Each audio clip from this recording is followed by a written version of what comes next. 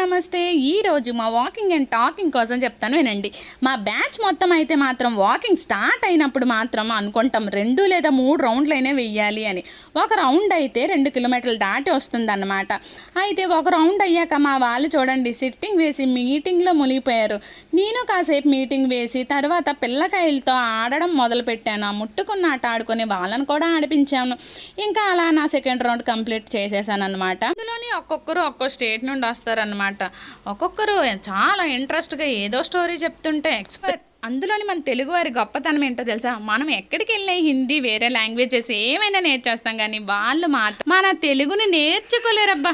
ఇదిగోండి ఈ తాడు చూసారా, నేను ఎక్కగలను అని ఎక్కుదాం అనుకున్నా, మళ్ళీ పడ్డానంటే పరువు పోతుందని ఊరుకున్నాను. ఇలా 6 to 7, 7:30 వరకు గడిచిపోతుంది. ఎలా ఉంది మా వాకింగ్ అండ్ టాకింగ్ స్టోరీ? నచ్చితే ఒక లైక్ వేసుకోండి.